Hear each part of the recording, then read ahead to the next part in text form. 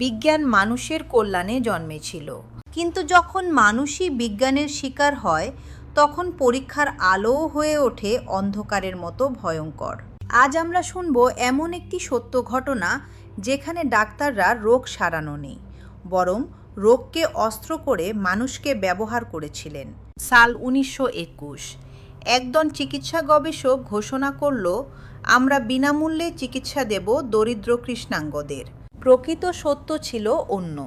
তারা এসব মানুষকে চিকিৎসা দিতে নয়, পরীক্ষা করতে চেয়েছিল। গ্রুপটির নাম ছিল টাস্কেগি সিফিলিস স্টাডি। ডাক্তারেরা বললেন, তোমরা সুস্থ আছো, শুধু নিয়মিত চেক আপ লাগবে।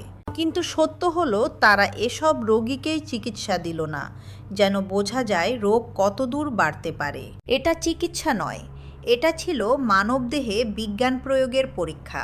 হাসপাতালে যারা আসতো তাদের দেওয়া হতো ভিটামিন, নুনের পানি, গ্লুকোজ, কখনো কাগজে চিকিৎসা লিখে দেওয়া, কিন্তু কোনো ওষুধ নয়। রোগীরা ভেবেছিল তারা ভালো হচ্ছে। ডাক্তারেরা শুধু নোট লিখত, ছবি তুলত, গবেষণা করত। কয়েক বছর পর রোগ ছড়িয়ে পড়ল। শরীর পচে যাওয়া, মানসিক বিকার, দৃষ্টিশক্তি হারানো, মৃত্যু। কিন্তু গবেষণা থামেনি।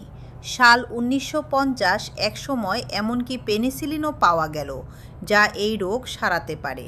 কিন্তু ডাক্তারেরা তাই ইচ্ছা করে ব্যবহার করল না, কারণ তাদের গবেষক মাথায় শুধু একটাই প্রশ্ন, চিকিৎসা ছাড়াই রোগ কোথায় পর্যন্ত যেতে পারে।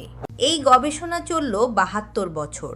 মানুষ মরল, পরিবার ভাঙল, বাচ্চারাও জন্ম নিল একই রোগ নিয়ে।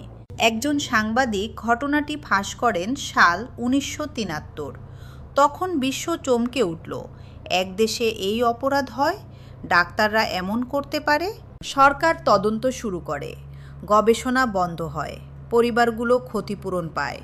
কিন্তু এত ক্ষতি কি আর পূরণ হয়?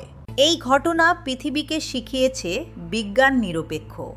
কিন্তু যারা বিজ্ঞান চালায় তাদের মনুষ্যত্ব যদি মরে যায়, তাহলে গবেষণা হয় অপরাধ। অপরাধ সবসময় রক্ত দিয়ে হয় না, কখনো অপরাধ হয় কাগজে, পরীক্ষাগারে, সার্জারি রুমে। বিজ্ঞান যদি মানবতার ওপরে চলে যায়, তাহলে সেই সবচেয়ে বড় অন্ধকার। আপনি শুনছিলেন ডার্ককাস্ট। পরের পর্বে ফিরে আসব আরেকটি সত্য, আরেকটি প্রশ্ন, আরেকটি অসমাপ্ত ইতিহাস নিয়ে।